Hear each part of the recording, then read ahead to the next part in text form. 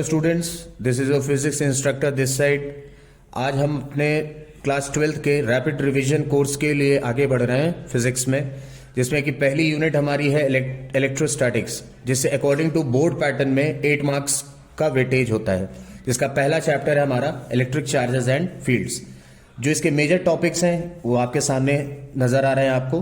पहला जैसे टॉपिक है, इसमें आता है charge and its types and properties. Charge क्या होता है, कितने टाइप्स के होते हैं और उनकी क्या प्रॉपर्टीज होती है। फिर उसके बाद आता है आपका इलेक्ट्रिक फील्ड। इलेक्ट्रिक फील्ड किसे कहते हैं, किन पैरामीटर्स पे वो डिपेंड करता है। फिर थर्ड टॉपिक आपका है Coulomb's law and it's vector form. It's a very important topic, जिसमें कि 1 मार्क का क्वेश्चन आपका वेक्टर फॉर्म से पूछा जाता है। उसके बाद फोर्थ टॉपिक हमारा होगा electric field due to a point charge, यानी एक सिंगल पॉइंट चार्ज अगर हमारे पास है तो वो इलेक्ट्रिक फील्ड कितनी क्रिएट करता है। फिर electric dipole and dipole moment. Electric dipole की कभी डेफिनेशंस भी आ जाती हैं एग्जाम्स में, और डाइपोल मोमेंट के बारे में पूछ लिया जाता है, इनके फॉर्मूलेज इंपॉर्टेंट हैं। फिर sixth topic is electric field due to dipole at an axial point and equatorial point. It's a most important topic, मैं इसमें इंपॉर्टेंट भी मार्क कर रहा हूं because it is been asked several number of times in the examination. कई बार examination में इसको पूछा गया है एक्सियल पॉइंट और इक्वेटोरियल पॉइंट्स के बारे में, तो यहां पर हम इनको डिस्कस करने वाले हैं।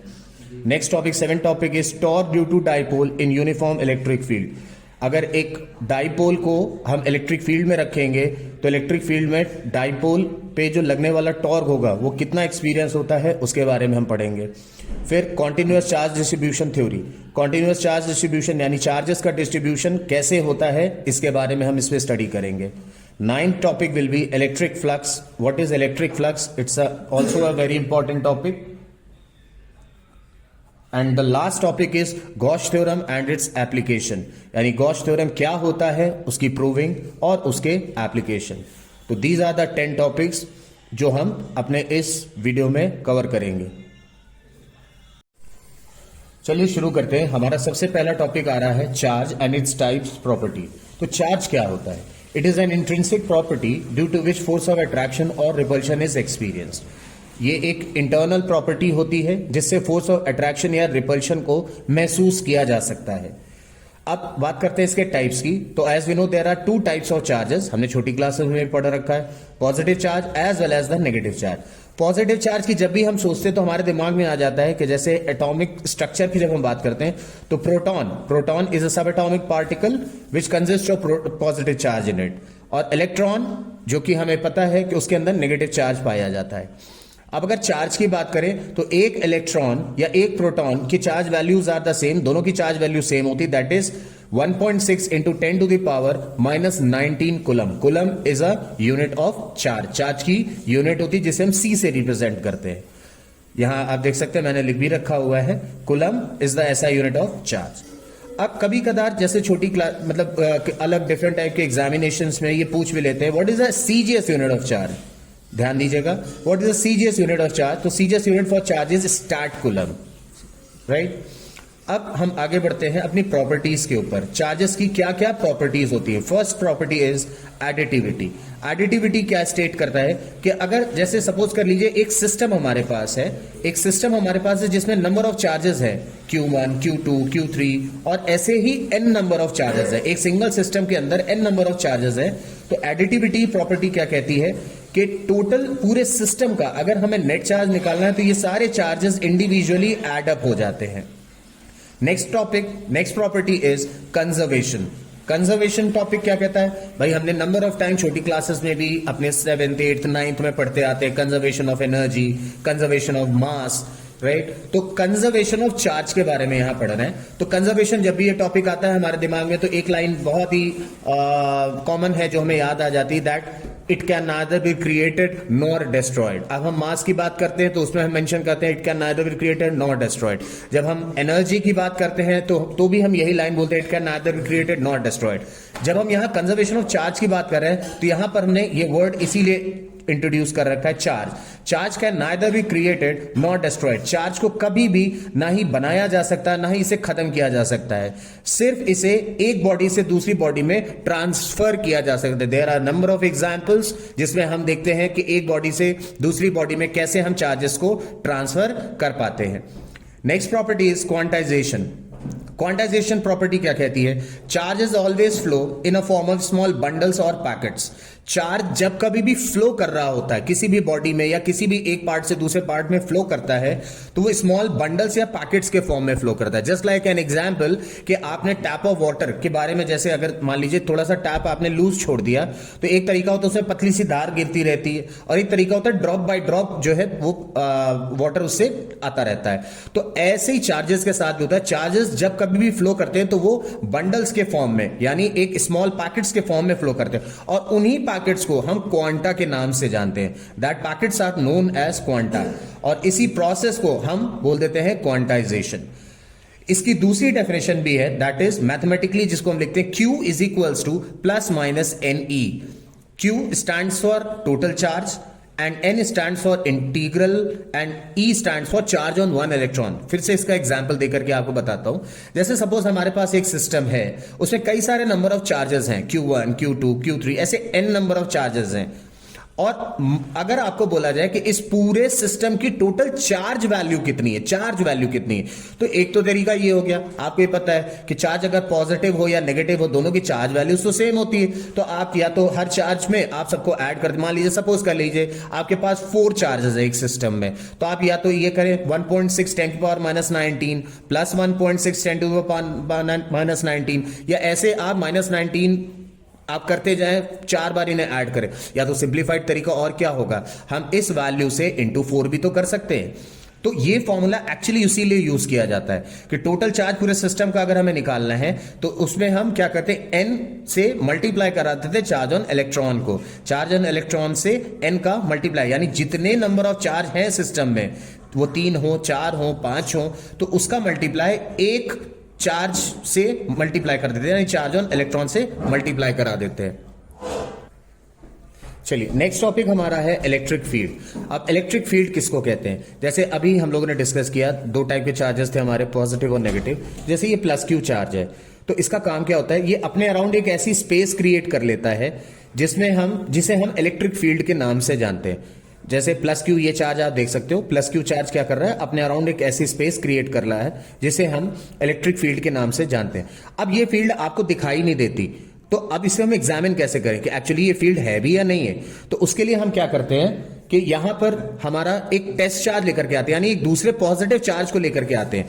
ये जैसे ही ये टेस्ट चार्ज ये भी पॉजिटिव होता है, ये पॉजिटिव चार्ज जैसे ही आपका इसकी रेंज में आएगा, फील्ड की रेंज में आएगा तो इस पर फोर्स और रिपल्शन एक्ट होने लगेगा, यानी रिपल्सिव फोर्स एक्ट होने लगेगी। इस रिपल्सिव फोर्स के जहां पर जिस पॉइंट पे इस पर रिपल्सिव फोर्स एक्ट होने लगे इट मींस वहां से हमारी इलेक्ट्रिक फील्ड हमारी स्टार्ट हो गई है। अब बात करें अगर कि इस इलेक्ट्रिक फील्ड की वैल्यू कितनी होगी। ऑब्वियसली अगर मैं जैसे ये पॉइंट ए ये मार्क कर रहा हूं पॉइंट ए और ये पॉइंट मैंने मार्क किया इसके थोड़ी दूर पर पॉइंट बी, मैंने पहले चार्ज को इस टेस्ट चार्ज को पॉइंट ए पर लेकर के आया, फिर उसके बाद पॉइंट बी पे लेकर के आया। अब मुझे ये पता करना है कि पॉइंट ए पे या पॉइंट बी पे एक्चुअली इलेक्ट्रिक फील्ड की वैल्यूज हैं कितनी।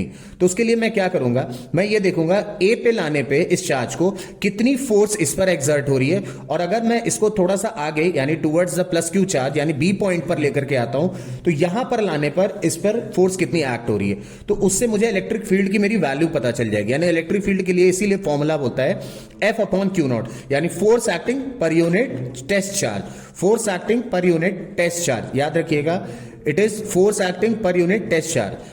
और सिमिलरली अगर हमें इसका फोर्स कैलकुलेट करना है तो क्रॉस मल्टीप्लाई करा करके Q0 इंटू E ये हम फोर्स कैलकुलेट कर लेते हैं। क्लियर, आगे बढ़ते हैं। Next topic is Coulomb's law. सबसे पहले कोई भी लॉ थ्योरम प्रिंसिपल पढ़ने के लिए सबसे इंपॉर्टेंट चीज है उसके आपको कॉन्सेप्ट के बारे में एनालाइज करना बहुत जरूरी है कि एक्चुअली ये कूलम्स लॉ अगर हम पढ़ रहे हैं तो इसका यूजेज क्या है, क्या हम मतलब इससे हम सीखने क्या वाले हैं। तो एक्चुअली कूलम्स ने अपने लॉ में क्या बताया था, कूलम्स का कहना यह था कि अगर हमारे पास 2 चार्जेस है, कोई भी 2 चार्जेस है, वो 2 चार्ज आपके पॉजिटिव भी हो सकते हैं, एक पॉजिटिव दूसरा नेगेटिव भी हो सकता है, या नेगेटिव भी हो सकते हैं, कैसे भी हो सकते हैं। तो 2 चार्जेस हैं, उनके बीच की अगर एक फाइनाइट डिस्टेंस से उन्हें सेपरेट कर दिया गया, लेट यहां ज्यूम कर लिया जैसे हमने small r, 2 charges Q1 Q2 हैं, इनके बीच की डिस्टेंस हमने स्मॉल r अज्यूम कर ली है। तो कूलम्स का ये कहना था अगर 2 चार्जेस को एक फाइनाइट डिस्टेंस से आप सेपरेट कर देते हैं तो इनके बीच में लगने वाली फोर्स इनके बीच में लगने वाली फोर्स हम इस लॉ की मदद से कैलकुलेट कर सकते हैं। यानी दो चार्जेस के बीच में लगने वाली फोर्स को हम इस लॉ से इंडिकेट कर सकते हैं, लॉ से हम निकाल सकते हैं, कैलकुलेट कर सकते हैं बाय यूजिंग दिस लॉ। अब जैसे मैंने आपको बताया दो लाइक चार्जेस है, पॉजिटिव पॉजिटिव या नेगेटिव नेगेटिव, तो क्या होगा उस सिचुएशन में? रिपेल करेंगे, फोर्सेस क्या होंगी? रिपेल होंगी, रिपल्सिव फोर्स एक्ट होगी। या मान लीजिए एक पॉजिटिव होगा और एक नेगेटिव होगा तो भी फोर्स एक्ट होगी, तो अट्रैक्टिव फोर्स हमारी होगी। तो कूलम्स का ये कहना था जो एक्चुअली फोर्स का मैग्नीट्यूड होगा वो सबसे पहले डिपेंड करेगा, यानी डायरेक्टली प्रोपोर्शनैलिटी में होगा, product of the magnitude of to charges. यानी दोनों चार्ज, जो दो चार्ज आपने ये ले रखे हुए हैं, उनके मैग्नीट्यूड्स के प्रोडक्ट के प्रोपोर्शनैलिटी में। और दूसरा फैक्टर था that was F is inversely proportional to square of the distance between the two charges. यानी फोर्स जो दोनों चार्जेस के बीच में लग रही होगी वो आपकी इनवर्सली प्रोपोर्शनल होगी square of the distance between them. यानी आप डिस्टेंस को बढ़ाएंगे तो ये फोर्स कम हो जाएगी, इनवर्स रिलेशन होता है। और स्क्वायर रूल से I1/r² होता है। अगर हम इन दोनों इक्वेशंस को आपस में कोरिलेट करते हैं तो हम देख सकते हैं F will be proportional to Q1 Q2/r²। यानी इन दोनों इक्वेशंस को यहां पे कंपेयर कराया हुआ है, कंप्यूट किया हुआ है Q1 Q2/r²। और as we know, as per the rule, ये प्रोपोर्शनैलिटी साइन इक्वलिटी में बदलता है, तो हमें एक कांस्टेंट से मल्टीप्लाई कराना होता है, and that constant is K Q1 Q2/r²। K आप देख सकते हैं मैंने यहां लिख भी रखा है, दैट इज प्रोपोर्शनैलिटी कांस्टेंट। अब ये प्रोपोर्शनैलिटी कांस्टेंट K, जिसको हमने बोला द वैल्यू ऑफ K इस K की वैल्यू होती है 1/4 पाई एप्सिलॉन नॉट। अब आप देख सकते हैं 1/4 पाई से तो आप फेमिलियर हैं, लेकिन ये एप्सिलॉन नॉट का साइन कुछ इस तरह से होता है। एप्सिलॉन और नॉट का मतलब हो गया बेस में उसके 0 लगा दिया जाता है। इस पूरे K की वैल्यू, यानी ये प्रोपोर्शनैलिटी कांस्टेंट की वैल्यू 9 × 10⁹ आती है। ये आपको ऑलरेडी एग्जाम में दी होगी। The constant value of this 1/4 pi epsilon naught is 9 × 10⁹, जिसमें इस एप्सिलॉन नॉट को हम बोल देते हैं permittivity of free space. Permittivity of free space यानी इसका जो, अगर हम पूरे फॉर्मूले को कोरिलेट करें तो फॉर्मूला जो हमारा निकल करके आता है that is F is equals to 1/4 pi epsilon naught Q1 Q2/r²।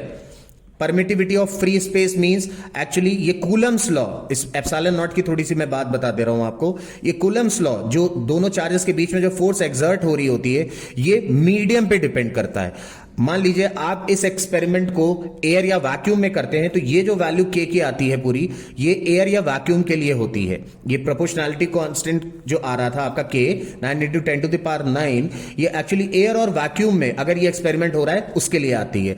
अगर सपोज दैट आप ये एक्सपेरिमेंट वाटर में करते हैं, उस सिचुएशन में इस K की वैल्यू पूरी चेंज हो जाएगी, बिकॉज इस एप्सिलॉन की वैल्यू चेंज हो जाती है उस सिचुएशन में। यानी मैं यहां पे मेंशन भी कर दे रहा हूं कि फॉर मीडियम अदर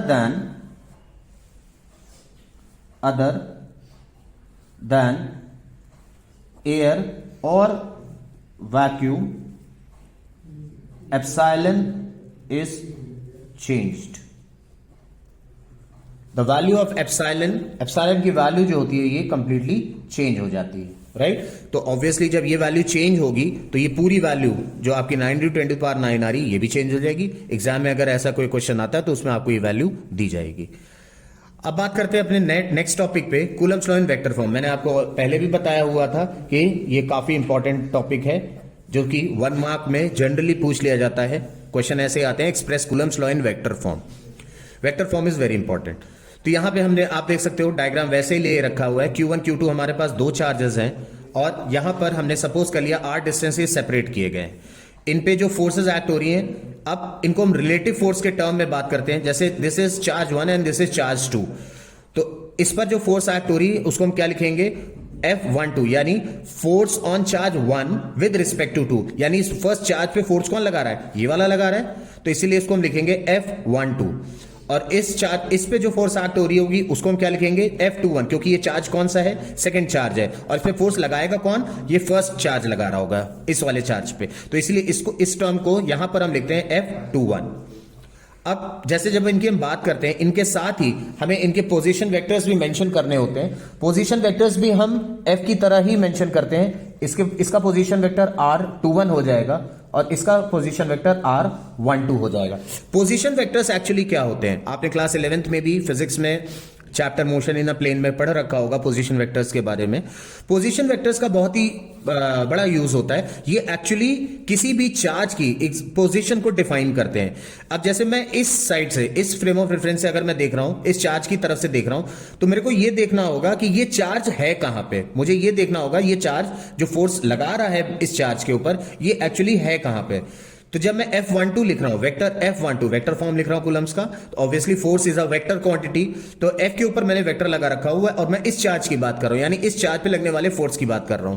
तो F12 की वैल्यू क्या हो जाएगी, जो हमने अभी निकाला था ऊपर, 1/4πε0 को एज इट इज हमने लिखा Q1 Q2/r², और साथ में यहां पे r∩21 लिख दिया। बिकॉज अगर हम इस चार्ज की बात कर रहे हैं तो इस चार्ज पे हम पोजीशन किसकी लेंगे, सामने वाले की लेंगे।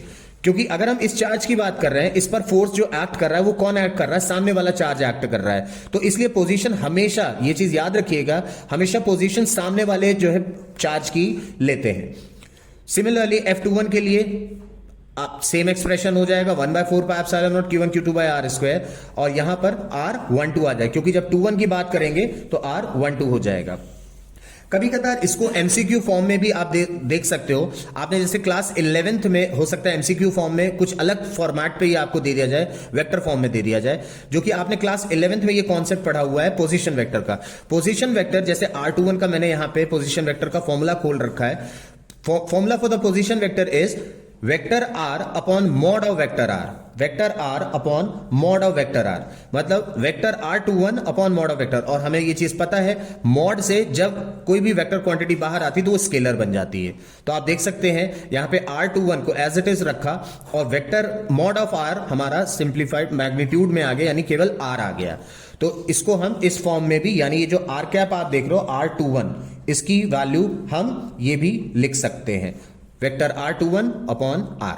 सिमिलरली F21 के लिए हो गया 1/4πε0 Q1 Q2 अपॉन, ये हो जाएगा आपका R³ हो जाएगा, क्योंकि अगर हम इसके फॉर्मेट पे लिख रहे हैं, ये वाला फॉर्मेट जो हमने यूज किया हुआ है, इस फॉर्मूले से अगर हम लिख रहे हैं तो ये R हमारा, और ऑलरेडी R² चल रहा था, तो ये हो गया R³ और यहां पे R21 आ जाएगा।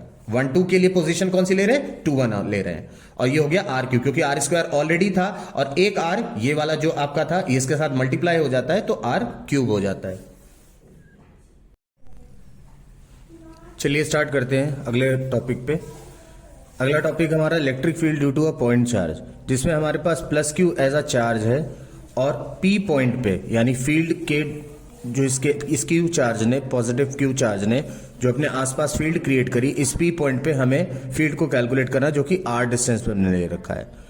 तो सबसे पहले हम क्या करेंगे, इस P पॉइंट पे जहां हमें इलेक्ट्रिक फील्ड कैलकुलेट करना है, यहां पर हम एक अपना टेस्ट चार्ज लेकर के आएंगे, जिससे हमें यह पता चलेगा कि यहां पे एक्चुअली फील्ड एग्जिस्ट हो भी रही है या नहीं। तो सबसे पहले हम यहाँ पर टेस्ट चार्ज लेकर के आए, फिर जैसे ही हम यहाँ पे टेस्ट चार्ज लेकर के आए तो यहाँ पर क्या होगी, इन दोनों चार्जेस के बीच में according to Coulomb's law force act होने लगेगी, और उस फोर्स को कैलकुलेट करने के बाद हम अपनी इलेक्ट्रिक फील्ड पता कर सकते हैं। जैसे आपको इलेक्ट्रिक फील्ड निकालनी थी, इलेक्ट्रिक फील्ड का फॉर्मूला हमें पता है, इलेक्ट्रिक फील्ड को ओपन करेंगे क्या होता है, F/Q0, हमने सबसे पहला फॉर्मूला इस चैप्टर का पढ़ा हुआ था। यहां से F कैलकुलेट कर लेते हैं हम। F कैसे कैलकुलेट कर रहे हैं, by using Coulomb's law, that is 1/4πε0, और दो चार्जेस कौन कौन से, Q एंड Q0, और उनके बीच की डिस्टेंस इज R²। जैसे ही F की वैल्यू हमें निकल गई, मेजर ये इक्वेशन सेकंड मैंने मार्क कर रखी हुई है, इस सेकंड इक्वेशन में F की जगह पे सब्स्टिट्यूट कर दिया, तो F/Q0, F की जगह पे मैंने F की ये वैल्यू सब्स्टिट्यूट करी, और Q0 से Q0 कैंसिल हो गया। फाइनली इलेक्ट्रिक फील्ड का फॉर्मूला हमारे पास आ गया, E is equals to KQ/R², where K stands for 1/4πε0। अपना नेक्स्ट टॉपिक है इलेक्ट्रिक डाइपोल। अब इलेक्ट्रिक डाइपोल किसको कहते हैं, दो चार्जेस दो चार्जेस सेम मैग्नीट्यूड का मतलब अगर ये 1 कूलम का है तो ये भी 1 कूलम का होना चाहिए, ये 2 कूलम का है तो ये भी 2 कूलम का होना चाहिए, बट ऑपोजिट इन नेचर, दोनों का नेचर ऑपोजिट होना चाहिए। अगर ये पॉजिटिव है तो ये नेगेटिव होना चाहिए। दो चार्जेस सेम मैग्नीट्यूड के बट ऑपोजिट इन नेचर अगर एक स्मॉल फाइनाइट डिस्टेंस से सेपरेट किए जाते हैं तो ऐसे अरेंजमेंट को हम इलेक्ट्रिक डाइपोल बोलते हैं। डाइपोल मींस डाई का मतलब होता है 2, डाई मीन्स 2, तो इसीलिए डेफिनेशन क्या कहते हैं इसकी, arrangement of 2 equal and opposite charges separated by a small finite distance. इन दोनों चार्जेस के बीच की जो डिस्टेंस लेते हैं हम फाइनाइट लेते हैं, जो कि नेग्लिजिबल होती है, इसीलिए इसको 2l डिस्टेंस से सेपरेट किया जाता है। Plus q and minus q charges are being separated by distance 2l, और किसी किसी बुक्स में आप देखेंगे वो 2a से जो है सेपरेट किया हुआ है। नेक्स्ट टॉपिक है हमारा डायपोल मोमेंट। डायपोल मोमेंट क्या होता है, ये क्वेश्चन ऑफनली एग्जाम में पूछा भी जाता है। Dipole moment it is defined as the product of one of the two charges. जैसे हमने पिछले अपने टॉपिक में देखा था डायपोल मोमेंट में कि दो चार्जेस थे प्लस क्यू और माइनस क्यू, तो उनका उन्हें बोला जाता है कोई भी एक चार्ज जब प्रोडक्ट लिया जाए किसके साथ, दोनों चार्जेस के बीच के डिस्टेंस के साथ। यानी यहां पे हमने plus Q as a charge लिया हुआ है और इनके बीच का डिस्टेंस 2l, दोनों चार्जेस के बीच का डिस्टेंस क्या था 2l, इनके प्रोडक्ट को ही हम डायपोल मोमेंट बोलते हैं, which is represented by symbol p। अब p की बात करें, डायपोल मोमेंट की बात करें, तो dipole moment is obviously a vector quantity, because यहां पे जो हम 2l लेते हैं इसकी डायरेक्शन भी हमारी, इसकी भी स्पेसिफिक डायरेक्शन होती है, ये भी वेक्टर क्वांटिटी होती है, और its direction is from negative charge to positive charge. I repeat, negative charge to positive charge. इसकी वजह से ही हमारी डायपोल मोमेंट भी एक वेक्टर क्वांटिटी बन जाती है जिसकी direction is from negative to positive. अब अगर हम इसकी यूनिट की बात करें तो यूनिट हम हमेशा फॉर्मूले से ही बनाते हैं, कभी भी यूनिट हमें लर्न नहीं करनी होती है। डायपोल मोमेंट की अगर हमें यूनिट की बात करनी है तो डायपोल मोमेंट की यूनिट क्या हो जाएगी, उसके फॉर्मूले से Q इंटू 2l उसका फॉर्मूला है, तो Q की यूनिट हो गई कूलम और 2l यानी डिस्टेंस था, डिस्टेंस की यूनिट हो गई मीटर, तो coulomb metre is the distance. कभी कदार 1 मार्क में ये भी पूछा जा सकता है कि unit of dipole moment, so unit for dipole moment is Q into 2l, coulomb into metre is the unit. Next topic पे आते हैं जो कि सबसे इंपॉर्टेंट टॉपिक है, ऑफनली एग्जाम में पूछा जाता है 3 मार्क्स में या कभी कदार 5 मार्क्स में भी आ जाता है लग करके question. Electric field due to dipole at an axial position या एंड ऑन पोजीशन। अच्छा, इसमें मोस्टली कभी कदार ये क्वेश्चन भी थोड़ा सा घुमा करके एग्जाम में पूछते हैं, एंड ऑन पोजीशन बोल देता है, तो एंड ऑन पोजीशन से कंफ्यूज आप मत होइएगा। एक्सियल पोजीशन और end on position is the same. Axial का मतलब होता है we need to calculate the electric field, हमें इलेक्ट्रिक फील्ड कैलकुलेट करनी अलोंग एक्स एक्सिस। डाइपोल से हमें एक्स एक्सिस के अलोंग इलेक्ट्रिक फील्ड कैलकुलेट करनी। तो चलिए सबसे पहले इसका डायग्राम ड्रॉ कर लेते हैं, जिसमें हमने क्या किया हुआ है, हमारे पास डाइपोल हम ड्रॉ कर रहे हैं यानी माइनस क्यू, और दूसरा चार्ज हमने प्लस क्यू लिया, और इन दोनों के बीच का डिस्टेंस 2l होता है, तो हाफ डिस्टेंस हमारा l हो गया और ये हाफ डिस्टेंस हमारा l हो गया, ये बन गया हमारा डाइपोल। अब इससे हमें x एक्सिस के अलोंग यानी एक्सियल कह लीजिए, x एक्सिस के अलोंग ये पॉइंट P है, यहां पे हमें इलेक्ट्रिक फील्ड को कैलकुलेट करना है। तो मान लिया सबसे पहले सेंटर से, सेंटर ऑफ द डाइपोल से इस P पॉइंट तक की जो लेंथ है ये हमने स्मॉल r ले ली। अब अगर इस P पॉइंट को हम कंसिडर करें तो इलेक्ट्रिक फील्ड हमें पता है जैसे कि वेक्टर क्वांटिटी होती है, तो यहां पे इस P पॉइंट पे जो इलेक्ट्रिक फील्ड जनरेट होगी वो प्लस क्यू और माइनस क्यू दोनों के कारण डेवलप होगी, तो इसलिए यहां पे इसकी हम वेक्टर्स ड्रॉ कर लेते हैं। ये इस तरफ हमने डायरेक्शन ले ली, that is electric field due to minus Q, क्योंकि माइनस क्यू सेंटर से इस तरफ डायरेक्शन पे जा रहा है, और ये डायरेक्शन हमने ले ली electric field due to plus Q. अब यहां से दोनों की लेंथ हम कैलकुलेट कर लेते हैं। माइनस क्यू से सेंटर तक की लेंथ, अगर ये लेंथ आपको कैलकुलेट करनी है जिसमें कि आपको सेंटर से P पॉइंट तक की लेंथ आपको R दे रखी है, तो टोटल ये लेंथ कितनी हो गई R प्लस L, यानी ये टोटल लेंथ कितनी हो गई R प्लस L, इसको पहले ही आप लिख लीजिए। फिर अगर हम प्लस क्यू चार्ज से P पॉइंट तक की लेंथ को कैलकुलेट करें तो ये लेंथ कितनी हो जाएगी, हमारी सेंटर से, सेंटर ऑफ द डाइपोल से P पॉइंट तक की लेंथ है R, और अगर इस R लेंथ में अगर हम इस L लेंथ को माइनस कर दें तो ये लेंथ निकल आएगी हमारी, that is R minus L। अब बस बहुत सिंपल सा कॉन्सेप्ट है, हमने पॉइंट चार्ज का फॉर्मूला अपने पीछे पढ़ रखा, तो इलेक्ट्रिक फील्ड ड्यू टू, सबसे पहले हम प्लस क्यू चार्ज के लिए कैलकुलेट कर रहे हैं। प्लस क्यू चार्ज के लिए फॉर्मूला हमारे पास क्या था पॉइंट चार्ज का, K Q by R square, K Q by R square, where K stands for 1/4 pi epsilon naught. तो यहां पर हम इलेक्ट्रिक फील्ड पहले प्लस क्यू के लिए निकालेंगे, फिर electric field due to minus Q के लिए निकालेंगे, और फिर दोनों को हम नेट निकाल लेंगे, दोनों का रिजल्टेंट इलेक्ट्रिक फील्ड निकाल लेंगे।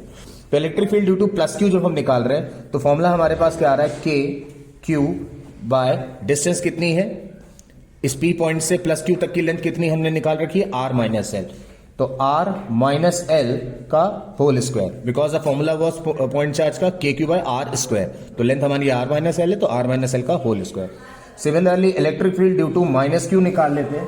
माइनस क्यू के लिए फॉर्मूला क्या हो जाएगा, फिर वही, लेकिन माइनस इसलिए ले रहे हैं क्योंकि मैग्नीट्यूड माइनस है, तो माइनस के क्यू अपॉन टोटल डिस्टेंस कितनी हो जाएगी माइनस क्यू से पी पॉइंट तक की, आर प्लस एल, तो आर प्लस एल का होल स्क्वायर। अब दोनों का रिजल्टेंट इलेक्ट्रिक फील्ड निकाल रहे हैं, यानी ई नेट निकाल रहे हैं। तो ई नेट जब निकालेंगे तो दोनों की इलेक्ट्रिक फील्ड्स हमको ऐड करनी होगी, E plus E minus Q. दोनों की वैल्यूज हम सब्स्टिट्यूट करते हैं जो हमने ऊपर निकाल रखी हैं। प्लस क्यू की जगह पे हमारा फॉर्मूला आ रहा है K Q upon R minus L का होल स्क्वायर, और प्लस माइनस माइनस हो जाएगा K Q upon R plus L का होल स्क्वायर। बहुत सिंपल कैलकुलेशन है, के क्यू हम सीधे कॉमन ले लें और अंदर हमारा ये एलसीएम आ जाएगा आर माइनस एल का होल स्क्वायर और आर प्लस एल का होल स्क्वायर।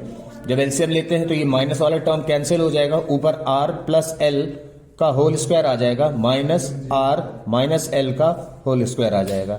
इन ब्रैकेट्स को ओपन कर दीजिए, K Q A plus B का होल स्क्वायर खुल रहा है, तो A square plus B square plus 2ab minus के साथ ये a माइनस बी का होल स्क्वायर खुल रहा है, तो a square minus B square minus minus plus 2ab upon ये a माइनस बी और a प्लस बी, यानी a square minus B square का फॉर्मूला खुल रहा है, और ऑलरेडी ब्रैकेट के बाहर होल स्क्वायर भी है। तो आप देख सकते हो आर स्क्वायर से आर स्क्वायर, एल स्क्वायर से एल स्क्वायर कैंसिल आउट हो गया, तो यहां हमारा बच रहा है 2rl plus 2rl, that is के क्यू अभी भी हमारा बाहर है, और ये हो रहा है 4rl, और नीचे डिनोमिनेटर में आ रहा है R square minus L square का होल स्क्वायर। इस अगर 4rl को अगर हम ब्रेक करते हैं तो हम इसको ऐसे भी लिख सकते हैं, 2 into 2rl upon R square minus L square का होल स्क्वायर। अब इससे हमें फायदा क्या मिला, इसको ब्रेक करने से हमें फायदा क्या मिला, यहां से हमने एक Q लिया, एक 2 लिया और एक L लिया, ये हमारा क्या बन गया, डायपोल मोमेंट बन गया। तो यानी K ऑलरेडी हमारा रहा, और Q इंटू 2 इंटू L ये बन गया हमारा P डायपोल मोमेंट, और बचा क्या साथ में इंटू 2R, यहां मैं साइड में भी मेंशन कर दे रहा हूं, P is equals to Q into 2L, this is dipole moment upon R square minus L square का होल स्क्वायर। अब फाइनल एक्सप्रेशन हमारा ये आ गया। अब इसके बाद हम इसमें कंडीशन ले लेते हैं, जैसे कि हमने पहले भी डिस्कस किया था, ये डायपोल लेंथ आपकी जो होती है, डायपोल लेंथ जो है वो बहुत स्मॉल होती है, लगभग नेग्लिजिबल होती है, तो यहां पे हम एक कंडीशन लगा देते हैं जिसमें लिख देते हैं since L is very very smaller as compare to R, L जो आपकी ये लेंथ है इस R के कंपैरेटिवली, क्योंकि ये लेंथ जैसे जैसे कम होगी R क्या होगा, आपका distance point of observation P point का वो इंक्रीज करता जाएगा, तो L is very very small then R, therefore L is neglected. यहां से L क्या हो जाएगा, नेग्लेक्ट हो, जब भी कोई वैल्यू बहुत छोटी होती है तो वो नेग्लेक्ट हो जाती है। तो यहां से डिनोमिनेटर से L निगलेक्ट हो गया, तो फाइनली हमारा जो एक्सप्रेशन बच रहा है ई नेट जो हम निकाल रहे थे उसके लिए, वो बचेगा 2pk r अपॉन ये L निगलेक्ट हुआ स्क्वायर के साथ, तो r स्क्वायर और ब्रैकेट के बाहर 2, यानी ये हो गया r टू द पावर 4, इस r से एक r कैंसिल हो गया। फाइनली जो एक्सप्रेशन हमारे पास आ रहा है वो आ रहा है 2pk by r cube, where the value of k is 1 upon 4 pi epsilon not.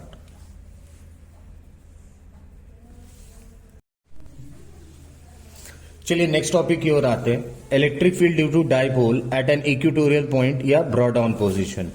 यानी अब हमें इलेक्ट्रिक फील्ड कैलकुलेट करनी है डायपोल के थ्रू इक्वेटोरियल पॉइंट और ब्रॉड डाउन। ये भी बहुत इंपॉर्टेंट टॉपिक है और एग्जाम में सेवरल नंबर ऑफ टाइम्स पूछा जाता है, जिसमें हम बात करते हैं सबसे पहले हम डाइपोल ड्रॉ कर लेते हैं। डाइपोल हमने ड्रॉ कर दिया -q + q, और ये इसका सेंटर पॉइंट हो गया, separated by distance l and l, क्योंकि टोटल डिस्टेंस इज 2l, तो आधी आधी डिस्टेंस सेंटर से l और l हो गई।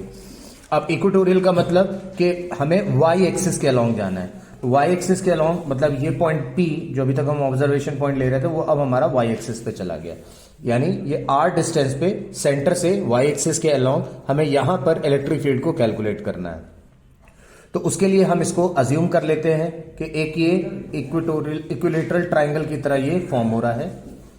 अब अगर मान लें ये एंगल इसके साथ थीटा बन रहा है, तो ऑब्वियसली ये भी एंगल थीटा हो जाएगा, क्योंकि मिड पॉइंट थ्योरम हमने मैथ्स में पढ़ रखी है। मिड पॉइंट से कोई भी डिस्टेंस अगर होती है तो वो इक्वल एंगल सस्पेंड करती है और डिस्टेंस भी उनकी इक्वल होती है, यानी एक इक्विलेटरल ट्राइंगल की तरह वो बिहेव करती है।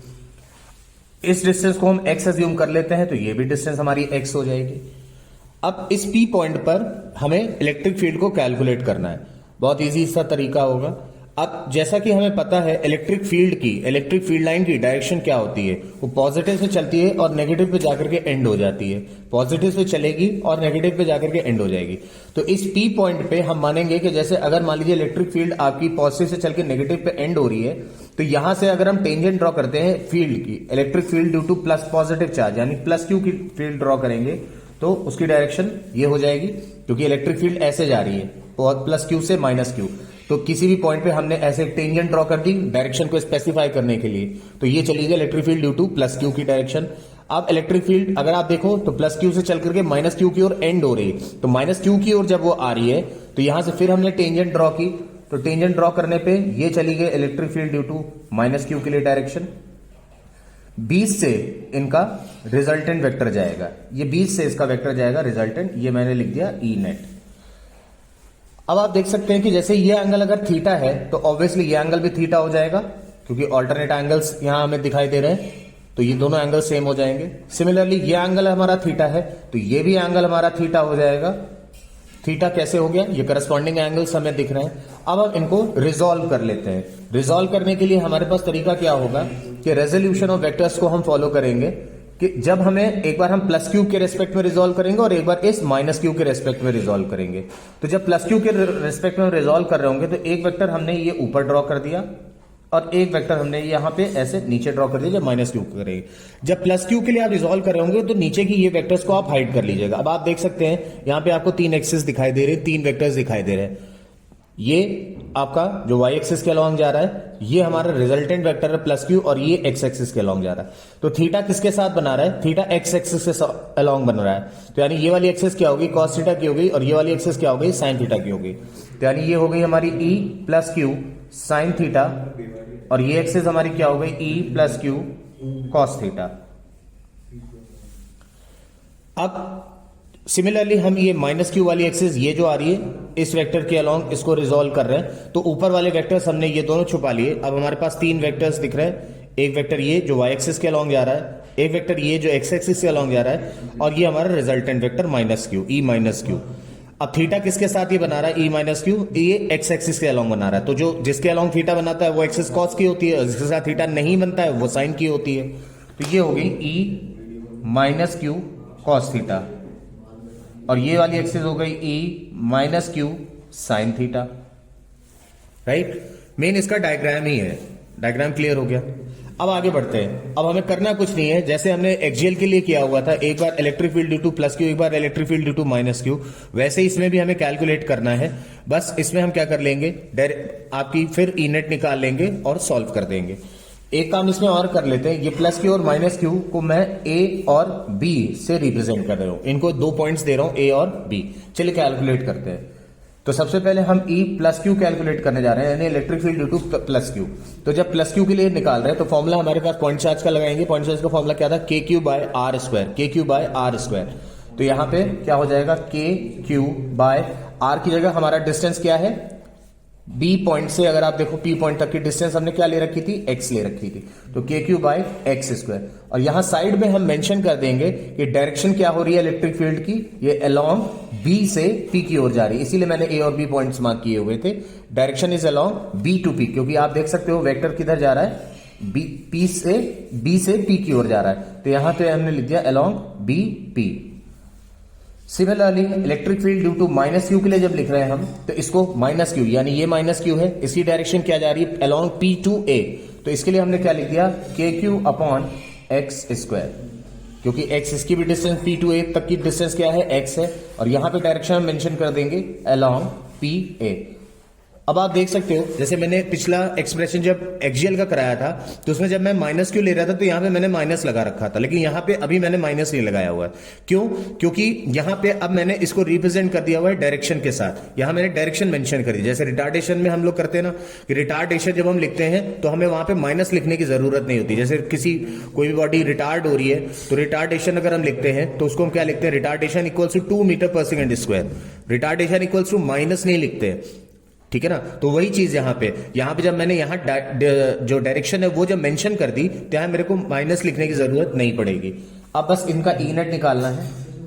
ई नेट निकालेंगे तो हम देख सकते हैं दोनों के मैग्नीट्यूड सेम है, तो E plus Q plus E minus Q, और साथ में जब हम देख रहे हैं ई प्लस क्यू और ई माइनस क्यू के वेक्टर्स भी रिजॉल्व हो चुके हैं आपस में, तो अब हमें ये देखना है कि हम कौन सा वाला कंपोनेंट ले, हम कॉस थीटा वाला कंपोनेंट ले या हम साइन थीटा वाला कंपोनेंट ले। तो कॉस थीटा वाला, जब हम साइन थीटा की ओर देखते हैं तो साइन थीटा का एज अ कंपोनेंट हमारा एक दूसरे को कैंसिल आउट कर रहा है। कैसे कैंसिल आउट कर रहा है? वेक्टर की ये एक प्रॉपर्टी होती है कि जब दो एंटी पैरेलल वेक्टर्स होते हैं, आप देखिए प्लस क्यू ऊपर जा रहा है, तो एंटी पैरेलल वेक्टर यानी प्लस क्यू और माइनस क्यू के जो साइन थीटा कंपोनेंट्स आप देख सकते हैं, साइन थीटा कंपोनेंट्स दोनों के क्या हो रहे हैं, दोनों के ऑपोजिट जा रहे हैं। तो ऑपोजिट जाने की वजह से इनका जो रिजल्टेंट वेक्टर वो क्या कर देता है, कैंसिल आउट कर देता है एक दूसरे को। तो यानी फाइनली हमें कौन सा कंपोनेंट लेना होगा, कॉस थीटा, यानी यहां हमने लिख दिया ई प्लस क्यू या ई माइनस क्यू का कॉस थीटा वाला कंपोनेंट। अब चूंकि हम देख रहे हैं कि दोनों के जो मैग्नीट्यूड्स हैं वो सेम है, प्लस क्यू और माइनस क्यू के, तो इसको मैं 2e प्लस क्यू लिख सकता हूं, साथ में कॉस थीटा। बस अब वैल्यू सब्स्टिट्यूट करिए, आंसर आ जाएगा 2e क्यू, आंसर हो गया के क्यू, इसका रिजल्ट है K Q by x square into cos theta. Cos theta आप किसी में भी लगा दीजिए, कॉस थीटा हमें पता है क्या होता है, बेस अपॉन हाइपोटेनस। तो बेस हमारा क्या है ये l, और हाइपोटेनस हमारा क्या था x, तो बेस इज l और हाइपोटेनस इज x। अब देखिए 2 इंटू क्यू इंटू एल, ये हो गया हमारा डायपोल मोमेंट, मैं साइड में लिख दे रहा हूं, since P is equals to Q into 2L, तो ये हो गया पी के अपॉन एक्स क्यू, जहां पर इस P क्यू हम मेंशन कर चुके हैं, और K की वैल्यू हमें पता है क्या होती है 1/4 पाई एप्सिलॉन नॉट। अब x की फाइनल वैल्यू हम सब्स्टिट्यूट कर रहे हैं, हम पाइथागोरस से x की वैल्यू निकाल सकते हैं, दोनों ही x हैं, चाहे ये आप निकालें चाहे ये निकालें। x की ओवरऑल वैल्यू यहां से क्या होगी, x की वैल्यू क्या होगी, पाइथागोरस थ्योरम लगा करके अगर हम निकालते हैं, तो ये हमारा x था, ये हमारा l था, ये हमारा r था, तो x की वैल्यू क्या हो जाएगी r square plus l square की पावर 1/2, अंडर रूट में आएगी वैल्यू। तो p के अपॉन, यहां मैं x की वैल्यू सब्स्टिट्यूट कर रहा हूं, R square plus L square की पावर 1/2 है, और क्यूब लगा हुआ है तो पावर कितनी हो जाएगी 3/2, यानी ये हमारा आ गया ई नेट। अब लास्ट में हम कंक्लूजन पे चल रहे हैं, हमें चूंकि पता है since L is very very smaller then R, therefore L क्या हो जाता है, इज निग्लेक्टेड, एल हमारा निग्लेक्ट हो जाता है। तो फाइनली हम यहां से एल को निग्लेक्ट कर देंगे, तो इस स्क्वायर से ये स्क्वायर कैंसिल आउट हो जाएगा, यानी फाइनली जो एक्सप्रेशन हमारा बचेगा ई नेट का, इक्वेटोरियल का, वो हो जाएगा P K by R cube. This is the final expression. चलिए नेक्स्ट टॉपिक की ओर आते हैं, torque due to dipole in a uniform electric field. Torque आपने क्लास 11 में पढ़ रखा है, what is torque, the turning effect is called as torque.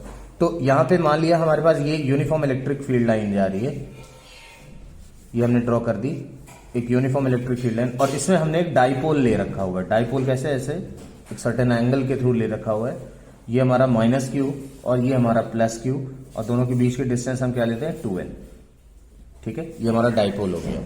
अब हमें इसमें टॉर्क कैलकुलेट करना है, तो क्लास 11 में हमने पढ़ रखा हुआ है, टॉर्क के लिए फॉर्मूला होता है हमारा, टॉर्क को सिंबल टाउ से रिप्रेजेंट करते हैं, फॉर्मूला होता है force into perpendicular distance from the axis of rotation to the line of action. तो सबसे पहले हम यहाँ फोर्स की बात करते हैं, तो हम देख सकते हैं ये हमारा माइनस क्यू चार्ज है, ये हमारा प्लस क्यू चार्ज है। तो इलेक्ट्रिक फील्ड लाइन की डायरेक्शन इधर जा रही है, यानी ऑब्वियसली इधर सारे पॉजिटिव चार्जेस कहीं होंगे और ये नेगेटिव चार्ज होंगे, तभी तो इलेक्ट्रिक फील्ड की डायरेक्शन पॉजिटिव टू नेगेटिव जाती है, तो डायरेक्शन ऐसे जा रही है। तो ये माइनस क्यू वाला जो चार्ज है ये किधर की ओर अट्रैक्ट होगा, ये जो फोर्स लगेगी इस पे वो किधर होगी, वो इधर यानी प्लस क्यू की ओर। और फोर्स का फॉर्मूला हमें पता है, since we know that F is equals to Q into E, सबसे पहला एक्सप्रेशन हमारा आता है। तो यहां पे ये क्या हो जाएगा, माइनस क्यू इंटू ई। सिमिलरली ये प्लस क्यू वाला चार्ज था, तो ये नेगेटिव चार्ज नेगेटिव फील्ड की ओर अट्रैक्ट होगा, यहां पे नेगेटिव वाले चार्जेस हैं, तो इस पर जो फोर्स हो जाएगी वो हो जाएगी प्लस का क्यू ई। अब यहां से हम फोर्स की, तो मान लीजिए हमने फोर्स की वैल्यू तो कैलकुलेट कर ली, अब बचा क्या, परपेंडिकुलर डिस्टेंस। तो इस चार्ज से हमने ये नॉर्मल परपेंडिकुलर ड्रॉ करी और हमें ये परपेंडिकुलर डिस्टेंस ये कैलकुलेट करनी है, दिस इज 90 डिग्री। अब आप देख सकते हो एक राइट एंगल ट्राइंगल दिख रहा है जिसमें हमें ये n हमने डिस्टेंस ले ली, इसको आप a ले लीजिए, इसको आप b ले लीजिए, a और b डायपोल की पोजीशंस हो गई। अब हमें ये bn डिस्टेंस कैलकुलेट करनी है। ये bn डिस्टेंस कैलकुलेट करने के लिए हमारे पास क्या दिख रहा है, हमें एक राइट एंगल ट्राइंगल दिख रहा है जिसमें हमें हाइपोटेनस पता है और हमें ये परपेंडिकुलर निकालना है। तो परपेंडिकुलर और हाइपोटेनस में हमें पता है साइन थीटा का रेशियो आता है, तो sine theta is equal to perpendicular upon hypotenuse. Perpendicular क्या है हमारी bn है और हाइपोटेनस हमारी क्या है 12 है। तो bn की वैल्यू हमारी क्या आ गई, यहां से 12 साइन थीटा, यानी bn हमारी क्या थी, यही वो परपेंडिकुलर डिस्टेंस थी। तो अब हमने टॉर्क निकाला, टॉर्क के फॉर्मूले में पुट किया force into perpendicular distance. Force हमारी क्या आ रही, Q इंटू ई, और परपेंडिकुलर डिस्टेंस हमारी क्या आ रही है 12 साइन थीटा। Q इंटू 12 ये हमारा बन गया dipole moment, that is P, PE sine theta. तो यहां से टॉर्क की जो वैल्यू हमारी निकल करके आ रही है, ये हमारा फॉर्मूला आ गया PE sine theta. Vector form में अगर हम करते हैं, because torque is a vector quantity, तो साइन थीटा आपको पता है 11th में यहाँ पे पढ़ रखा है, साइन थीटा हटता है तो दो वेक्टर्स के बीच में क्रॉस प्रोडक्ट आ जाता है, यानी ये हो जाएगा vector P cross vector E। This is the vector form. अब इसी में हम मैक्सिमम मिनिमम की कंडीशन भी कभी कभार एग्जाम में 1 मार्क में पूछ लिया जाता है कि टॉर्क मैक्सिमम कब होगा, टॉर्क मिनिमम कब होगा। तो आप यहां से देख सकते हो कि थीटा की वैल्यू अगर हम 0 कर देते हैं तो हमारा टोटल टॉर्क, क्योंकि साइन 0 आप रखोगे, साइन 0 से पूरा टॉर्क 0 हो जाएगा, तो ये हो गया minimum condition. This is minimum condition, minimum torque. और यही थीटा अगर हम 90 डिग्री रखते हैं तो थीटा 90 रखने पे साइन 90 1 हो जाएगा, यानी टॉर्क की वैल्यू हमारी PE निकल करके आती है, जो कि हमारी मैक्सिमम कंडीशन होती है। तो ये दो कंडीशंस के ऊपर भी इनमें क्वेश्चन पूछ लिया जाता है कि टॉर्क के मिनिमम और मैक्सिमम कंडीशंस क्या होंगी। अगले टॉपिक की ओर आते हैं, कॉन्टिन्यूअस चार्ज डिस्ट्रीब्यूशन थ्योरी। ये चार्ज डिस्ट्रीब्यूशन थ्योरी क्या कहती है, चार्जेस का जो डिस्ट्रीब्यूशन होता है वो अकॉर्डिंगली साइज और शेप ऑफ अ कंडक्टर पे डिपेंड करता है, यानी कंडक्टर का कैसा साइज और शेप है उस पर डिस्ट्रीब्यूशन थ्योरी ये डिपेंड करती है। अब जैसा कि हम जानते हैं कोई भी सॉलिड ऑब्जेक्ट है तो उसका जो शेप होता है या तो वो 1D होगा या 2D होगा या 3D होगा। तो 1D अगर है तो उसमें चार्ज अगर डिस्ट्रीब्यूट होते हैं तो उसको बोलते हैं लीनियर चार्ज डिस्ट्रीब्यूशन, या इसका दूसरा नाम भी हम कह सकते हैं लीनियर चार्ज डेंसिटी। अब डेंसिटी वर्ड आते ही हमारे दिमाग में आ जाता है, डेंसिटी का नॉर्मल फॉर्मूला हम पढ़ते हैं मास बाय वॉल्यूम। तो यहां पे लीनियर चार्ज डेंसिटी या डिस्ट्रीब्यूशन को हम लैम्डा से रिप्रेजेंट करते हैं और उसका फॉर्मूला हो जाता है चार्ज पर यूनिट लेंथ, यानी distribution of charge over a length. क्योंकि 1D है तो केवल लेंथ ही होगी उसमें, तो dq बाय dl। इसको प्रॉपर फॉर्म में अगर हम लिखे तो q बाय l हो जाती है। Unit will be the same, coulomb upon meter. 2D यानी अगर कोई कंडक्टर आपका 2 डायमेंशनल है तो उस पे चार्जेस का डिस्ट्रीब्यूशन होता है, तो उसको सरफेस चार्ज डिस्ट्रीब्यूशन या सरफेस चार्ज डेंसिटी के नाम से जानते हैं। फिर डेंसिटी जैसे मास बाय वॉल्यूम होता है, तो यहां पे चार्ज डेंसिटी होती है चार्ज बाय जो कंडक्टर का शेप है, यानी 2 डायमेंशनल तो चार्ज बाय एरिया यानी सरफेस एरिया, इसको सिग्मा से रिप्रेजेंट करते हैं। तो dq बाय dA यानी q बाय a। 3 डायमेंशनल है अगर कंडक्टर आपका तो उसको हम वॉल्यूम, क्योंकि 3D क्या होता है वॉल्यूम, वॉल्यूम चार्ज डिस्ट्रीब्यूशन या वॉल्यूम चार्ज डेंसिटी। फिर डेंसिटी आ गया तो जैसे डेंसिटी हम फिर से वही रिपीट करते हैं, मास बाय वॉल्यूम होता है, मास डेंसिटी बोलते हैं उसको। तो यहां पे क्या हो जाएगा चार्ज बाय वॉल्यूम यानी चार्ज डेंसिटी, रो सिग्मा से इसको रो से रिप्रेजेंट करते हैं। जिसमें कि हमारे मेन सिलेबस में ये 2 टॉपिक्स हैं, लीनियर चार्ज डेंसिटी और सरफेस चार्ज डेंसिटी। चलिए नेक्स्ट टॉपिक की ओर आते हैं, इलेक्ट्रिक फ्लक्स। इलेक्ट्रिक फ्लक्स किसको कहते हैं, total number of electric field line passing through a close conductor circuit is called electric flux. यानी अगर मान लीजिए इलेक्ट्रिक फील्ड लाइंस आके आ रही हैं तो पॉजिटिव से नेगेटिव की ओर ये इलेक्ट्रिक फील्ड लाइंस जा रही है, आपने बीचों बीच में इसके एक कोई कंडक्टर रख दिया तो इस कंडक्टर से पास होने वाली जितनी भी इलेक्ट्रिक फील्ड लाइंस होंगी, इस कंडक्टर से पास होने वाली जितनी भी इलेक्ट्रिक फील्ड लाइंस होंगी, उसी को हम इस कंडक्टर का फ्लक्स कहेंगे। अब फ्लक्स ये भी पूछ लिया जाता है कैसी क्वांटिटी है, तो obviously it is a scalar quantity because it has no direction, इसकी अपनी कोई डायरेक्शन नहीं होती, सिर्फ मैग्नीट्यूड होता है। फ्लक्स को हम सिंबल फाई से रिप्रेजेंट करते हैं, फाई, और इलेक्ट्रिक फ्लक्स है क्योंकि एक मैग्नेटिक फ्लक्स भी आएगा जो कि हम आगे बात करेंगे, तो फाई ई से रिप्रेजेंट होता है ये। Formula is vector E dot vector delta S. Vector E dot vector delta S का मतलब क्या हो गया, delta S representing surface area, delta S यहाँ पे सरफेस एरिया को रिप्रेजेंट करता है। इसको हम अदर फॉर्म में लिख सकते हैं, phi is equal to close integral of vector E dot vector DS. E जब इसको हमने स्केलर में कन्वर्ट किया तो डॉट प्रोडक्ट है, डॉट प्रोडक्ट हटता है, आपको पता है कॉस थीटा आ जाता है, ई डेल्टा एस कॉस थीटा, जिसको हम ई डीएस कॉस थीटा भी लिख सकते हैं। चलिए नेक्स्ट टॉपिक भी और आते हैं जो कि काफी इंपॉर्टेंट टॉपिक है, एग्जाम में कई बार पूछा जा चुका है, गॉस थ्योरम। गॉस थ्योरम क्या होता है, जैसे इट स्टेट्स दैट, सबसे पहले स्टेटमेंट पे ध्यान दीजिएगा, total number of electric field line passing through a close conductor is equal to 1 upon epsilon naught times the net charge. यानी हम सबसे पहले इसमें क्या कर रहे हैं, हम इसमें इलेक्ट्रिक फ्लक्स को एक्सप्लेन करते हैं। इलेक्ट्रिक फ्लक्स हमने पीछे अभी पढ़ा क्या, कि total number of electric field lines जो कि एक क्लोज कंडक्टर से पास होती है उसे हम इलेक्ट्रिक फ्लक्स कहते हैं। तो देखिए आदि थ्योरम उसी पर बेस्ड है, और यही इलेक्ट्रिक फ्लक्स किसके बराबर होता है, 1 अपॉन एप्सिलॉन नॉट टाइम्स, यानी 1 upon epsilon naught times the net charge, यानी जितना भी कंडक्टर के अंदर नेट चार्ज है उसके इक्विवेलेंट होता है ये।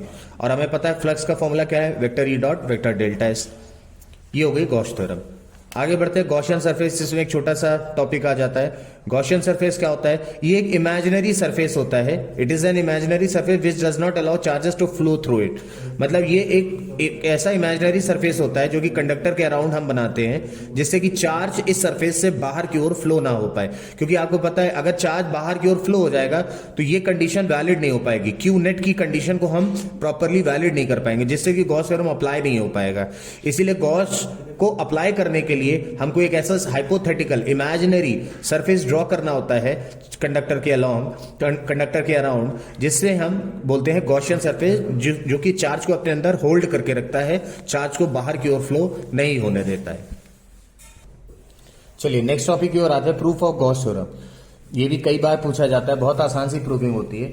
इसके लिए हम एक स्फेरिकल कंडक्टर ले रहे हैं, स्फेयर शेप का, जिसका रेडियस वेक्टर हमने आर ले रखा हुआ है, और इसका एक ये मान लिया चार्ज आपका है, इसके अंदर चार्जेस फील्ड है, ये स्फेयर लिया हुआ है, इसका एक स्मॉल पार्ट हमने कंसीडर कर लिया, एक छोटा सा टुकड़ा ले लिया। अब चूंकि ये अगर पॉजिटिव चार्ज है तो इसकी इलेक्ट्रिक फील्ड लाइन की बात करें तो किधर होगी, बाहर की ओर होगी, क्योंकि पॉजिटिव चार्ज से फील्ड लाइन क्या होती है, बाहर की ओर जाती है। अब उसके बाद इसके सरफेस एरिया की बात करें जैसे, तो सरफेस एरिया इसका किधर जाएगा, डीएस सरफेस एरिया आउटसाइड जाएगा इसका, तो इलेक्ट्रिक फील्ड की डायरेक्शन बाहर हो गई और सरफेस एरिया की भी डायरेक्शन बाहर हो गई। तो यहां पे हम डबल एरो मार्क कर ले रहे हैं, पहला एरो इलेक्ट्रिक फील्ड को रिप्रेजेंट कर रहा है उसकी डायरेक्शन, और दूसरा एरो जो है वो सरफेस एरिया को रिप्रेजेंट कर रहा है। तो अब हमें जैसे सबसे पहले हम इसका फ्लक्स निकाल लेते हैं, तो टोटल फ्लक्स का फॉर्मूला हमें जैसा कि पता है क्या होता है, vector E dot vector DS integral of, तो इलेक्ट्रिक इसे ई कांस्टेंट होगा, जो कांस्टेंट हम होता है इंटीग्रल से वो बाहर हो जाता है, तो ई बाहर हो गया, और इंटीग्रल ऑफ डीएस हो गया, ई इंटू ये हो गया 4 पाई आर स्क्वायर, क्योंकि सरफेस एरिया स्फीयर का फॉर्मूला क्या होता है 4 पाई आर स्क्वायर, तो इंटीग्रल ऑफ डीएस की जगह पे 4 pi R square. E electric field है, इलेक्ट्रिक फील्ड अगर हम इस पॉइंट पे यानी सरफेस के पॉइंट पे, ये पॉइंट पी मैं मार्क कर रहा हूं, यहां पे मुझे अगर इलेक्ट्रिक फील्ड की वैल्यू चाहिए तो हमें फॉर्मूला पता है K Q by R square होता है, तो के यानी 1/4 pi epsilon naught Q upon R square into 4 pi R square, तो 4 पाई से 4 पाई चला गया, आर स्क्वायर से आर स्क्वायर चला गया, यानी फाइनली जो एक्सप्रेशन आ रहा है that is Q by epsilon naught. ये हो गया हमारा गॉस थ्योरम।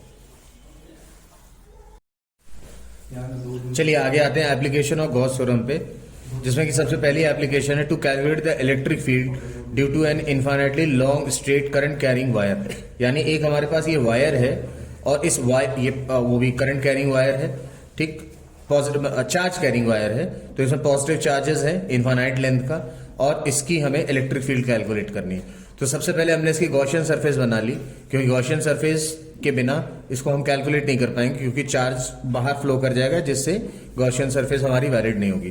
तो सबसे पहले हमने इसका सरफेस ड्रॉ किया, तो ऊपर को जब ड्रॉ किया तो ये कुछ ऐसा स्फेरिकल बना, नीचे का स्फेरिकल बना, और बीच के सारे जो सरफेसेस होंगे जो इसको कवर करेंगे वो सारे स्फेरिकल बनेंगे। तो इसका स्ट्रक्चर कुछ सिलेंड्रिकल फॉर्म में बनेगा।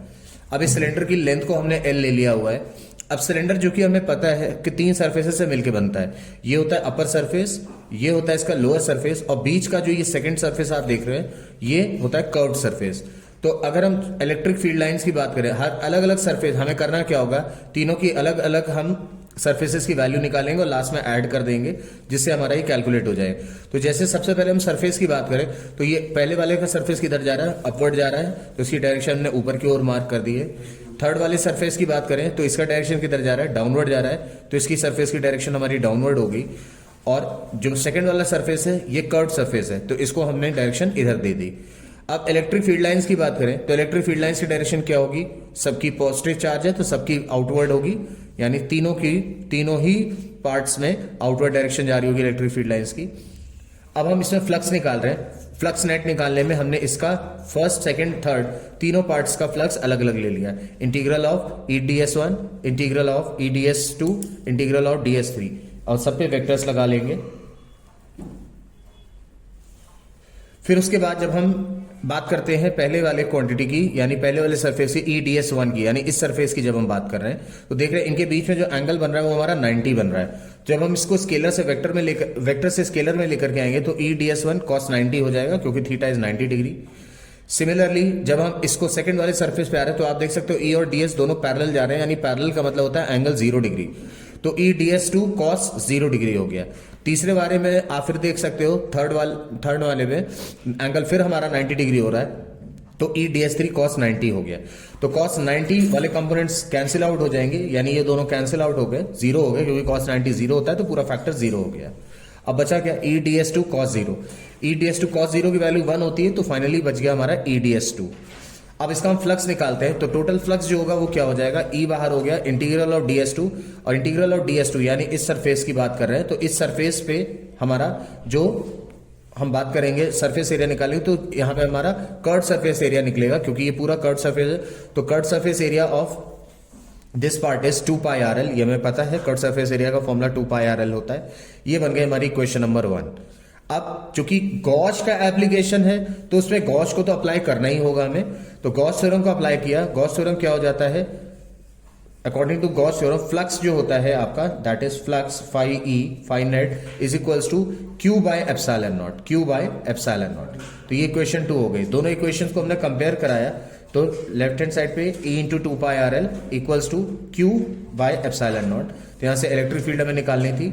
अच्छा, Q की वैल्यू हमने यहाँ पे लैम्डा L रख दी हुई है, क्यों, कंटिन्यूस चार्ज डिस्ट्रीब्यूशन से हमने बात करी थी। जैसे जब ये आपको दिख रहा है 1 डायमेंशनल है, तो 1 डायमेंशनल में हमारा ये मैंने लिख भी रखा हुआ है, lambda equals to Q by L होता है, फॉर्मूला हमने ऑलरेडी पढ़ रखा है। तो यहाँ से Q की वैल्यू क्रॉस मल्टीप्लाई कराने पे लैम्डा इंटू L हो जाती है, तो Q की जगह पे हमने लैम्डा इंटू L सब्स्टिट्यूट कर दिया और एप्सिलॉन नॉट। फाइनली E की वैल्यू जो हमारी आ गई, जहां मैं लिख दे रहा हूं, E की जो फाइनल वैल्यू आ रही है ये 2πRL इधर चला आएगा, तो यानी फाइनल वैल्यू आ रही 1/2π epsilon naught lambda by L। This is the final expression. Next topic आ रहा है electric field due to infinite plane sheet. काफी इंपॉर्टेंट एक्सप्रेशन है, ये भी पूछा जाता है एग्जाम में। अब यहां पे हमारे पास एक शीट है और ये भी पॉजिटिवली चार्ज कैरिंग शीट है। अब मेटालिक शीट से हमें इलेक्ट्रिक फील्ड निकालनी है, टोटल इलेक्ट्रिक फील्ड इसकी कैलकुलेट करनी है। तो जैसे शीट का आपको मैं एज ए एग्जांपल दे दूं, जैसे ये सपोज हमारे पास एक शीट है, तो इस शीट को अगर हम 3D में ऐसे विजुअलाइज करें तो इसके टोटल हमें कितने सरफेसेस दिख रहे हैं, 2 सरफेस दिख रहे हैं। एक सरफेस ये वाला दिख रहा है और एक सरफेस इधर वाला दिख रहा है। तो अगर दोनों पे, जैसे इधर वाले पे भी पॉजिटिव चार्जेस हैं, इधर वाले पे भी पॉजिटिव चार्जेस हैं, तो इनके लिए पहले हमें करना क्या होगा, गॉसियन सरफेस बनानी होगी इधर भी, और गॉसियन सरफेस ड्रॉ करनी होगी हमें इस साइड पे भी। तो इसी वजह से ये हमारी गॉसियन सरफेस जैसे पीछे हमारी आई थी वैसे सेम सिलेंड्रिकल गॉसियन सरफेस हो गई। अब सरफेस एरिया की डायरेक्शन अगर हम देखें तो इसकी डायरेक्शन किधर जा रही है, इस शीट की डायरेक्शन इधर की ओर होगी, और जो ये वाला फेस होगा, दूसरा फेस होगा, इसकी डायरेक्शन इधर की ओर होगी। तो सरफेस एरिया की डायरेक्शन ये होगी, और चूंकि पॉजिटिव चार्ज है तो इलेक्ट्रिक फील्ड लाइंस भी आउटवर्ड जाएंगी। तो यानी अगर इसका एरिया हम दोनों साइड का ए ले रहे हैं, इलेक्ट्रिक फील्ड को ई ले रहे हैं, तो यहां पे हम सबसे पहले सिंपल फ्लक्स का फॉर्मूला लगाते हैं, फाइनाइट निकाल लेते हैं। तो इस वाले सरफेस का क्या हो जाएगा, vector E dot vector A. इस वाले सरफेस के लिए क्या हो जाएगा, vector E dot vector A. इसको हम चेंज करते हैं, दोनों पैरेलल वेक्टर्स हैं, थीटा 0 डिग्री हो जाएगा, तो ई ए कॉस 0 और इसका ई ए कॉस 0। तो कॉस 0 1 होता है, तो ई ए प्लस ई ए यानी टोटल फ्लक्स हो गया, वो हो गया हमारा 2EA। फिर गॉश का एप्लीकेशन है, तो गॉश को जो है इंप्लीमेंट करेंगे, phi equals to Q by epsilon naught. Q यहां पे अब हमारा सिग्मा इंटू ए हो जाए, क्योंकि सरफेस चार्ज, ये पूरा क्या है, सरफेस चार्ज की बात हो रही, 2 डायमेंशनल है। तो क्यू की वैल्यू हमारी सिग्मा इंटू ए आ जाएगी। कहां से, सिग्मा की वैल्यू क्या थी, क्यू बाय ए, हमने पढ़ रखी थी, क्रॉस मल्टीप्लाई कराने पे क्यू की वैल्यू क्या हो जाएगी, सिग्मा इंटू ए। यहां पे sigma into A by epsilon naught, दोनों इक्वेशंस को आपस में कंपेयर कराया तो 2EA बराबर sigma A by epsilon naught. A से ए कैंसिल आउट हो गया, यानी इलेक्ट्रिक फील्ड के लिए फॉर्मूला आ गया हमारा सिग्मा अपॉन 2 एप्सिलॉन नॉट, यानी 1/2 सिग्मा बाय एप्सिलॉन नॉट। ये एक साइड के लिए आया। ऐसे सिमिलरली आपको दोनों साइड्स के लिए अगर कैलकुलेट, दोनों सर्फेसेस के लिए कैलकुलेट करना है आगे और पीछे, तो दोनों के लिए इंटू 2 आप कर देंगे, तो आपका फाइनल एक्सप्रेशन आ जाएगा 1 सिग्मा बाय एप्सिलॉन नॉट। चलिए अब लास्ट एप्लीकेशन पे आते हैं, electric field due to thin spherical shell. यहां पर हमारे पास क्या है, एक चार्ज्ड शेल है। शेल में हमने क्या रखा, इसमें ड्रॉ कर रखा हुआ है, सबसे पहले गॉसियन सरफेस ड्रॉ की हुई है। तो एक गॉसियन सरफेस अंदर के इनर शेल को कवर करेगी और एक गॉसियन सरफेस ये आउटर शेल को कवर करेगी। अब जिनके रेडियस हमने अलग अलग ले रखे हुए हैं, R1 सबसे पहले जो आपका इनर गॉसियन सरफेस है उसका रेडियस हो गया, स्मॉल r हमारा सरफेस तक का रेडियस हो गया, सेंटर से सरफेस तक का, और कैपिटल R हमने जहां पे हमारी बाहर की गॉसियन सरफेस हमने ड्रॉ की हुई है आउटर शेल की, उसकी कैपिटल R ले रखी। तो इसमें 3 अलग अलग रीजन्स के लिए 3 अलग अलग केस बनाएंगे, जिसमें कि केस 1 हमारा होगा जो कि हमें रिप्रेजेंट कर रहा होगा, हम अंदर इनसाइड के लिए बनाएंगे, केस 2 होगा सरफेस के लिए और केस 3 होगा आउटसाइड के लिए। तो जैसे पहला केस आ रहा है इनसाइड के लिए, इनसाइड द शेल। इनसाइड के लिए जब आते हैं तो इनसाइड में सबसे पहले इसमें हम क्या लगा देते हैं कि आपने अभी तक देखा जैसे दोनों गॉश के एप्लीकेशन में हम पहली इक्वेशन हमेशा जो बनाते हैं वो फ्लक्स को डिफाइन करती है, फ्लक्स। तो इसमें भी हम फ्लक्स को ही हम रिप्रेजेंट करेंगे। फॉर्मूला हो जाएगा close integral of vector E dot vector ds। फिर से वही होगा, सरफेस एरिया बाहर की ओर ही हमारा जा रहा है और इलेक्ट्रिक फील्ड लाइन भी हमारी बाहर की ओर जा रही है, तो हमारा E इंटीग्रल ऑफ ds हो गया। E के लिए वैल्यू हम ले लेते हैं, तो E इंटू और surface area of spherical shell के लिए हमारा हो जाएगा 4 पाई R1 का स्क्वायर। ये बन गई इक्वेशन नंबर 1 हमारी। अब इसके बाद हम गॉस थ्योरम को अप्लाई कर रहे हैं। गॉस थ्योरम क्या हो जाएगी, Q बाय एप्सिलॉन नॉट। ये इक्वेशन 2 हो गई। अब यहां पर आप देख सकते हो कि जैसे ये जो गॉसियन सरफेस हमने इनर शेल के लिए बना रखी है, जिसका रेडियस ये हमने मार्क कर रखा हुआ है R1, यहां पर चार्ज तो रिसाइड कर ही नहीं रहा है, तो चार्ज रिसाइड ही नहीं है। जब Q की वैल्यू ही 0 होगी तो यहां हमारा टोटल फ्लक्स क्या हो जाएगा, 0। तो यहां पे हम क्या लिख देंगे, since Q is equal to 0, तो फाइनली अगर हम इलेक्ट्रिक फील्ड की बात करें तो इलेक्ट्रिक फील्ड क्या हो जाएगी हमारी, 0 हो जाएगी, क्योंकि हम कंपेयर कराएंगे। तो E इंटू 4 पाई R1 का square equal to Q by epsilon naught, और Q 0 होने से टोटल इलेक्ट्रिक फील्ड क्या हो जाएगी, 0 हो जाएगी। तो ये रही हमारी इलेक्ट्रिक फील्ड इनसाइड के लिए, यानी electric field inside the shell is always 0। अब हम अपने सेकंड केस पे आते हैं, हम सरफेस की बात करते हैं, यानी सरफेस पे बात कर रहे हैं। सरफेस पर, यानी ये जो सरफेस हमने ड्रॉ कर रखा हुआ है, इस सरफेस पे कितनी इलेक्ट्रिक फील्ड है, तो सेम कंडीशन वैसे ही उसमें भी चलेंगे। Phi E is equals to E integral of ds, E integral of ds। अब हमने रेडियस क्या ले रखा है, r, स्मॉल r ले रखा है, तो 4 पाई r स्क्वायर। ये बन गई इक्वेशन नंबर 1 हमारी। और सेकंड इक्वेशन हमारी हो गई Q by epsilon not, Gauss theorem का एप्लीकेशन।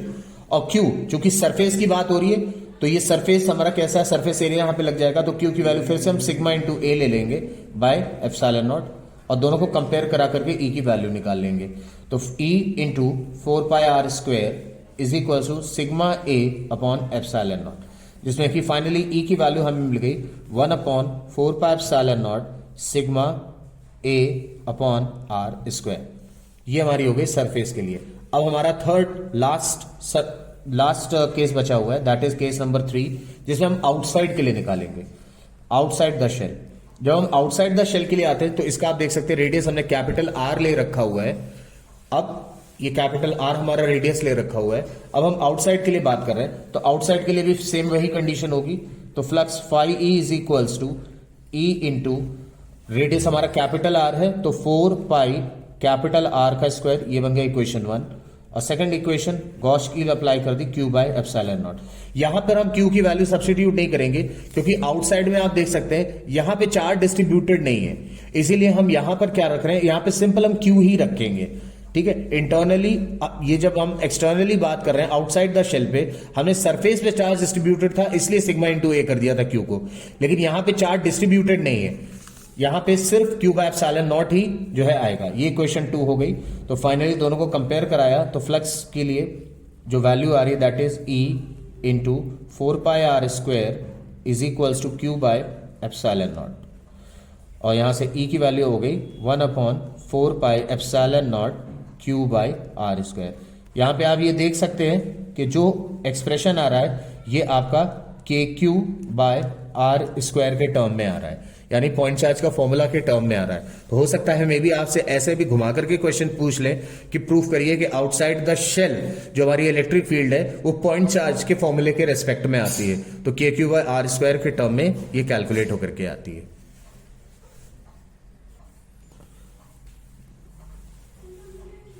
तो इसी के साथ हमारा ये चैप्टर यहीं पे वाइंड अप होता है, chapter number 1 that is electric charges and fields. अब हम कलेक्टिवली पूरे चैप्टर के एक साथ फॉर्मुलेज जो आ रहे हैं उनको एक बार कलेक्टिवली देख लेते हैं। जैसे पहला फॉर्मूला हमारा था electric field due to the force on a electric field, कितनी जो है फोर्स एक्सर्ट होती है एक चार्ज पे, तो E is equals to F by Q naught यानी फोर्स अपॉन टेस्ट चार्ज। फिर सेकंड फॉर्मूला हमारा कुलम्स का था F equals to K Q1 Q2 upon R square, इसका वेक्टर नोटेशन। और फिर electric field due to a point charge का formula E is equals to K Q by R square. Six formula is P is equals to Q into 2L dipole moment के लिए। Axial के लिए equation 2pk r upon R square minus L square का whole square यानी 2pk by R cube. Equatorial के लिए kp by R cube, जिसमें r की वैल्यू हमें पता थी r square plus L square की पावर 3/2 थी। Next is ninth is torque due to dipole यानी tau is equals to pe sin theta. 10th was lambda is equals to q by L, sigma is equals to q by A and rho is equals to q by V. Linear charge density, surface charge density and volume charge density. 11th formula हमारा flux का है, phi net is equals to vector E dot vector ds that is E ds cos theta. 12th is Gauss theorem जो कि flux phi की value 1/epsilon naught into q net थी। फिर first electric field due to linear charge density, linear charge distribution जो हमारी आई थी line charge wire का 1/2 pi epsilon naught lambda by R. Sheet के लिए जब फर्स्ट साइड के लिए निकाली थी तो 1/2 सिग्मा बाय एप्सिलॉन नॉट और दोनों साइड के लिए sigma by epsilon naught. Shell के लिए ऑन द सरफेस के लिए हमारा 1/4 pi epsilon naught sigma A by R square, जो भी आपने रेडियस ले रखा होगा। और इसी तरह से अगर हम इसकी इनसाइड की बात करें तो इनसाइड पे इलेक्ट्रिक फील्ड हमारी 0 थी, और अगर हम आउटसाइड की बात करें तो आउटसाइड की जो फील्ड आई थी वो आई थी के क्यू अपॉन आर स्क्वायर। तो इसी के साथ हमारा ये चैप्टर वाइंड अप होता है। अगर आपको इसमें इस पूरे कंप्लीट चैप्टर के नोट्स चाहिए, नोट्स अगर आपको नीड लगती है तो आप मुझे कमेंट में इसको बता सकते हैं। और अगर आपको ये चैनल पसंद आया हो, इससे आपको कोई वैल्यू मिली हो, कुछ इंप्रूवमेंट आपको मिला हो, तो आप इसे लाइक शेयर और सब्सक्राइब भी कर सकते हैं। Thank you.